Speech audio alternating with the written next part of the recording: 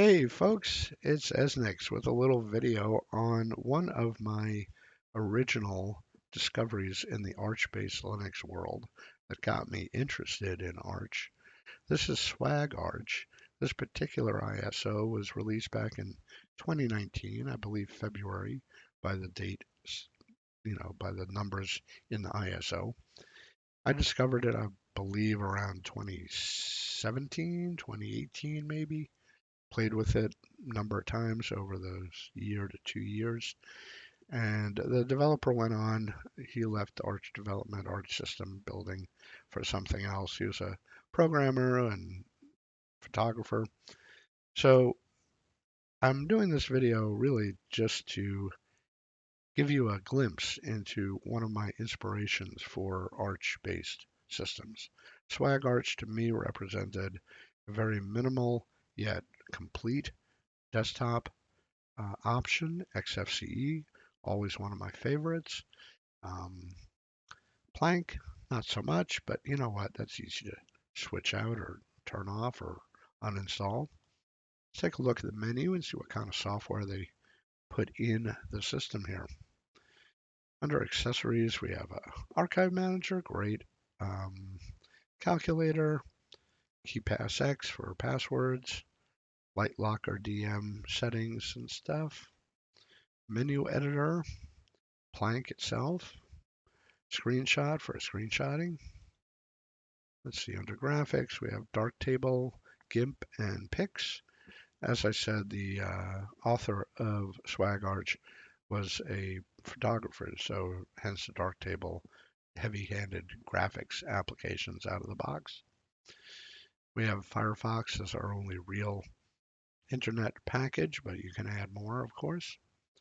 Multimedia, we have Quadlibet and with it Xfce for uh, audio. We have GNOME MPV and yeah, for video, XFburn for burning, and audio volume control. Under settings, we have add remove software.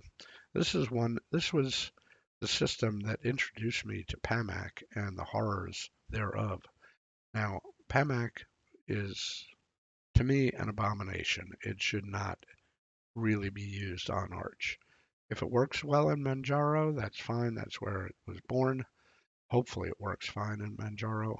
On regular Arch, sort of sucks. You rolling the dice and hoping for the best with Pamac. So I don't know why people include it. SwagArch taught me the lesson though, because I've had SwagArch installations last anywhere from 1 day to maybe a week before Pamac butchered the fuck out of it.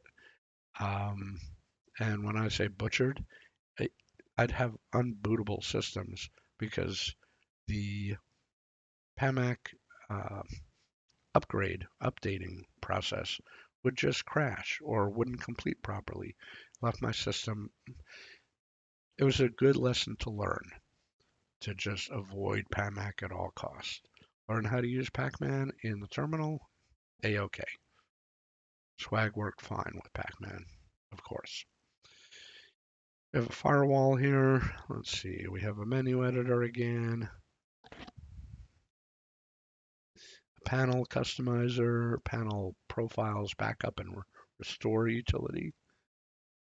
Let's see what else. SwagArch settings manager. What was this? Ah, yes, this was just a borrowing of the Manjaro settings. Uh, Pretty useless for the most part. I mean, it's not useless, but you don't really need it. Xfce panel switch. Okay, that's different. Under system, we have gparted, GNOME encrypt FS manager. Okay. Uh, the installer is Calamares. We have cups right out of the box here. Software updater. I spoke enough about that. Yeah, it's a very nice basic Xfce desktop. Default style is arc darker, it looks like, with a icon set that looks very much like Papyrus. Um, that's my favorite combination as well. System monitor, let's see what we got. Yeah, system monitor. Cool. MPV, GNOME MPV, and installer. Now I don't have virtual drive in this VM, so starting up Calamares should probably produce an error. Maybe not. Let me see. Oh, I did put a virtual drive in here. Okay. Which version of Calamares is this?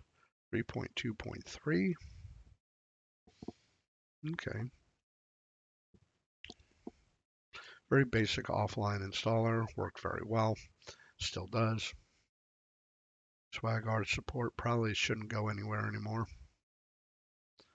But there we go. Yeah, quit. So SwagArch, if you remember it, give a comment, give a like. If you don't remember it, here's one for the books. You can find SwagArch old ISOs, hovering around the web. Not too many of them. I don't think it ever gained any real popularity.